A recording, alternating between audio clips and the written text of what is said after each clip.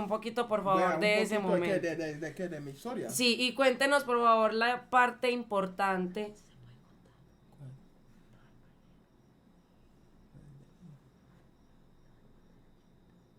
No, no, no, porque Bueno, diga. bueno, vea, muchachos.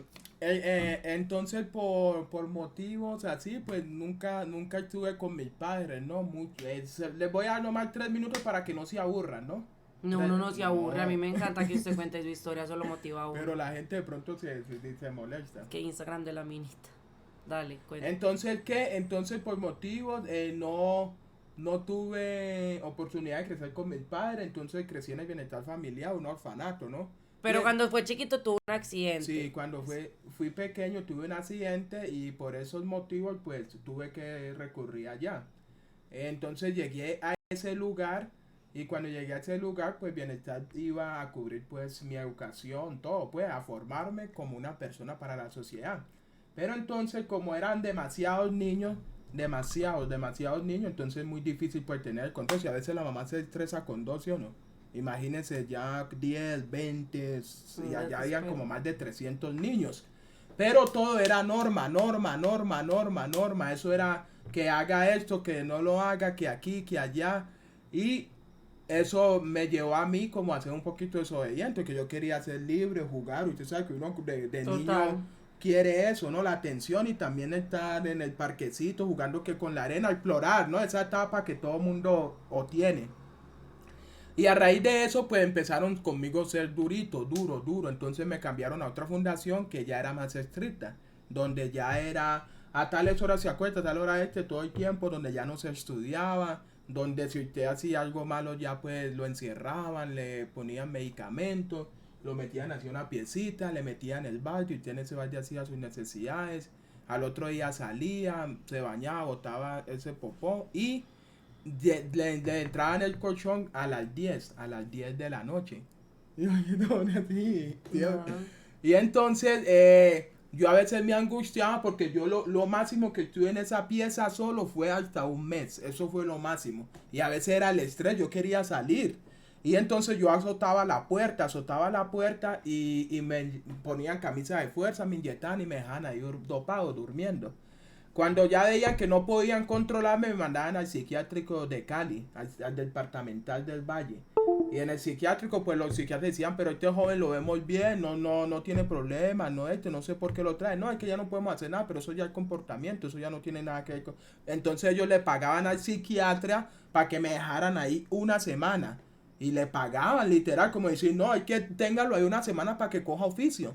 Y ahí en el psiquiátrico ni medicamentos me daban antes a mí y me ponían hasta cuidar los locos, que ayúdeme aquí, que lleve la droga, que lleve, que dígale que vayan para allá. Y yo era antes cuidandero de ahí del psiquiatra. Y a la semana o antes me mandaban a la fundación y otra vez lo mismo. Entonces eso me aburrió porque es que una vida así, ¿quién la quiere?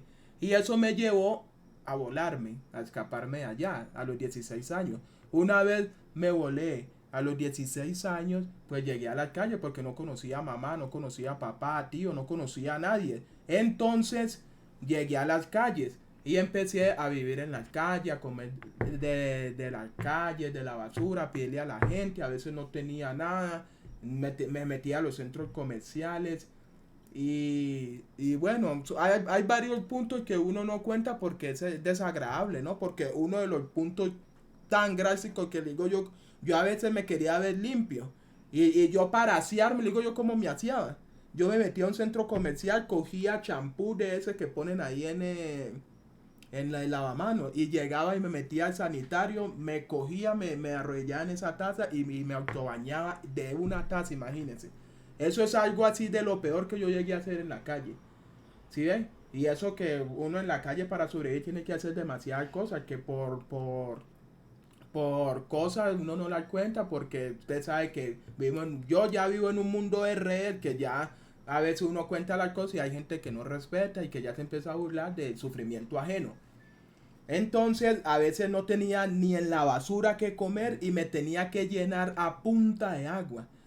Tanto que cuando yo tomaba agua lloraba porque entraba con una fuerza y eso me dolía el estómago. Y eso me llevó a deprimirme mucho, a deprimirme, a pensar que mi vida ya no valía la pena. Yo ya vivía aburrido, porque miraba y decía, no, el bienestar familiar, maltrato. Y ahora en la calle, entonces llegué y dije, no, me voy a quitar la vida, ya no, ¿para qué vivir? Es que uno, ¿para qué vive si constantemente sufriendo? Y yo me preguntaba, que uno siempre pregunta, pero ¿por qué yo? ¿Por qué? ¿Por qué sí, por qué? Yo siempre le decía a Dios y a mí mismo, ¿qué hice yo para estar sufriendo? Y entonces resulta y pasa que ese día antes de de tomar la decisión de quitarme la vida, llovió y me mojé. Y yo miré un balcón y me fui a acostar a ese balcón, muchachos. Y cuando yo medio estaba así temblando, tratando de dormir, me levantaron dos policías a pata y a puño. Dos policías llegaron, venga, ¿qué tal? Porque los vecinos se dieron cuenta que yo me subí, llamaron a la policía pensando que yo iba a robar. Y los policías me pegaban, me azotaban, me tiraron de allá. Y yo le decía, pero ¿por qué me pegan si yo no voy a robar? Yo no soy... Y entonces ese fue el punto culminante para yo ya tomar la decisión de quitarme la vida. Y muchachos, sin mentirle, hice lo que hice y bendito Dios, me llevaron al hospital, todo. Y gracias a Dios, vean, Dios no permitió que yo muriera y miren. Y seguí echándole ganas, muchachos, seguí echándole ganas. Porque una vez salí, me volvieron a llevar al bienestar. Estuve 2 meses duro porque eso cuando usted se huele y vuelven y lo cogen una seguridad impresionante. De hecho, todo el tiempo tiene que estar haciendo aseo, le ponen un overol y toda la noche lo encierran en la pieza con candado para que usted no se huele. Hasta que nuevamente tomé confianza y a los 2 meses volví y me volé. Y volví a la calle, pero esta segunda vez le preguntaba a Dios, Dios, pero ¿qué quieres conmigo? Me intento quitar la vida, no puedo. Entonces, ¿qué es lo que quiere? ¿Qué es lo que quieres? Y entonces fue que conocí de la iglesia adventista del séptimo día a la cual pertenezco. Y gracias a Dios, muchachos, vea, llevo 10 años esforzándome, muchachos. ¿Qué quiero sacar a colación? 10 años en lo cual he podido, muchachos, he podido terminar mi bachiller en un año. Porque yo con el Politécnico hice lo del bachiller. Tengo un curso de misionero médico. He contado mi historia por más de 7 países. Y en Colombia he sido invitado a colegios, a muchos lugares. Tengo ya mi microempresa de los zapatos, de las granolas. Tengo estas redes, todo lo manejo por mí mismo. ¿Sí ven? Entonces, ¿qué quiero llegar a eso? Que si uno se lo propone, que si uno lo logra, uno puede, muchachos. Y no es que se trate de ser especial o no yo me siento sí diferente porque cada uno tenemos nuestra vida, sino que ustedes tienen que entender que mi vida fue diferente a la de ustedes. Ustedes tienen mamá, tienen papá, tienen estudio.